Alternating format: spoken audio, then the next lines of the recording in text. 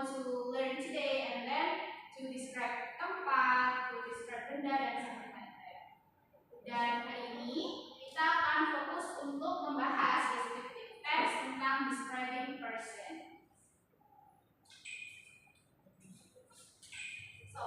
Jadi konsep of descriptive text itu sendiri seperti yang sudah Miss mention sebelumnya, yaitu describing people, place, object, or situation, and then focusing on characteristic and detailing or animal in detail, so the reader can visualize it clearly. Jadi tujuan dari descriptive text itu sendiri adalah untuk mendeskripsikan sesuatu agar pembaca itu mendapatkan informasi yang lebih clear. Jadi kalau untuk konsep dari descriptive text dari perspektif Inggris itu sama saja untuk describe something like that, tapi nanti akan ada sedikit perbedaan di language feature dan jenis karakternya. Oke. Dan selanjutnya adalah the purpose of the descriptive text. Di sini Miss memberikan contoh 3 example of the purpose of descriptive text. So for the first is to describe something clearly and specifically. So descriptive text, it has a purpose that to describe something like you can describe your family members clearly, and specifically like my sister has long hair, she has brown eyes, and etc. And then the second, the purpose of descriptive text is to help readers visualize the object being described. So the purpose is to help reader untuk membayangkan objek yang ingin dideskripsikan. Misalnya kita ingin deskripsikan idol kita yang sangat jauh seperti idol K-pop dan sebagainya. Kita bisa memberikan visualisasi terkait seperti apa warna rambutnya, seperti apa warna matanya, dan seberapa tinggi orang tersebut, seperti itu.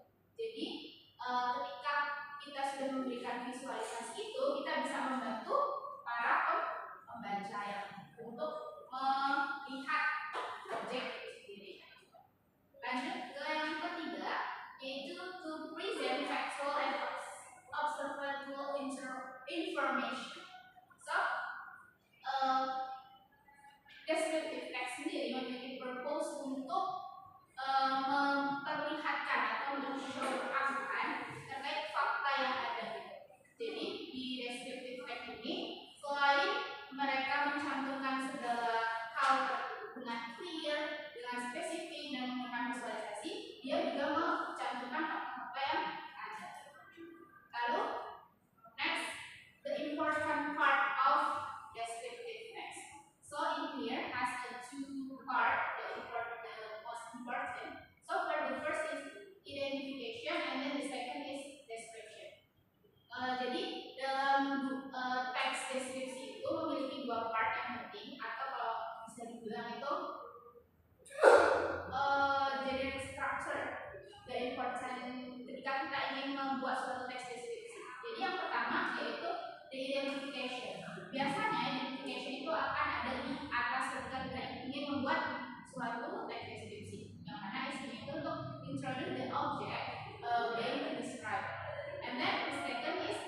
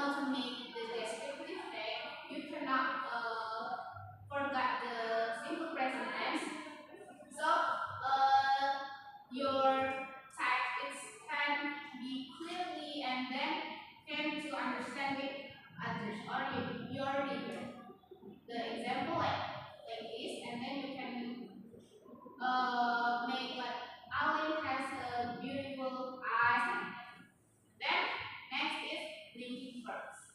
So the linking feature for descriptive text, it has a linking verbs like is, am, and are. So when you want to make descriptive text, don't forget this linking verb. And then next is noun phrase. So this last language feature from the descriptive text. So you also cannot forget the language feature because it's the important part of language feature. The example like a grandmother, a funny friend, and then and etc.